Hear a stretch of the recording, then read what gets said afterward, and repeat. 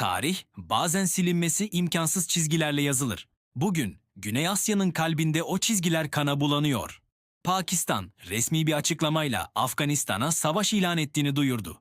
Peki, sömürge döneminden kalan bir sınır cetveli nasıl oldu da iki Müslüman komşuyu topyekün bir savaşın eşiğine getirdi? Bugün Ayson Saga'da manşetlerin ötesine geçiyoruz.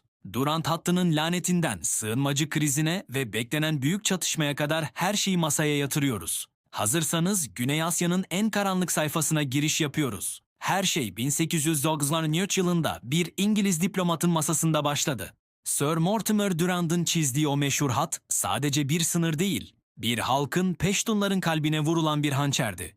Afganistan bu sınırı hiçbir zaman tanımadı. Pakistan 1942'de kurulduğunda ona hayır diyen tek devlet Afganistan'dı. Yıllarca süren vekalet savaşları bugün yerini doğrudan namlulara bıraktı.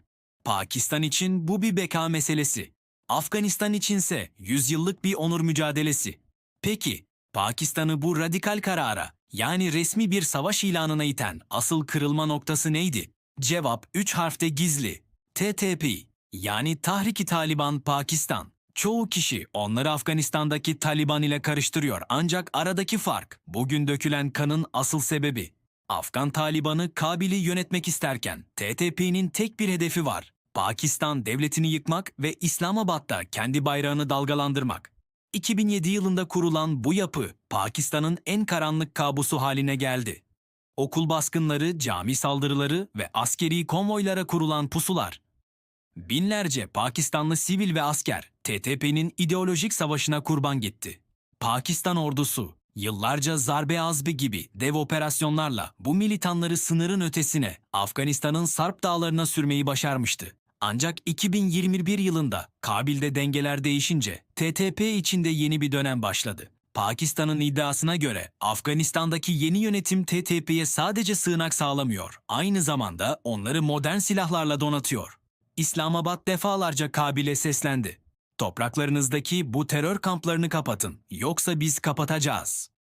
Kabil'den gelen yanıt ise hep aynıydı: "Kendi güvenliğinizi kendiniz sağlayın, bizim içimizde terörist yok."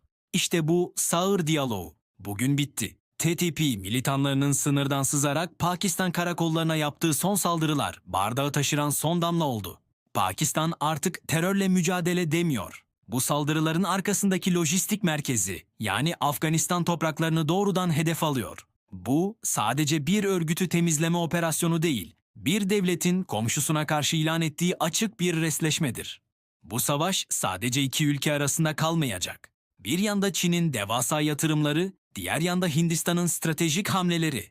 Pakistan ordusu batı sınırına yığınak yaparken doğu sınırındaki ezeli rakibi ne yapacak? Ve en önemlisi, milyonlarca mülteci bu ateş çemberinden nasıl kaçacak? Dünya, nükleer güce sahip bir Pakistan'ın istikrarsız bir Afganistan'la girdiği bu savaşı nefesini tutarak izliyor.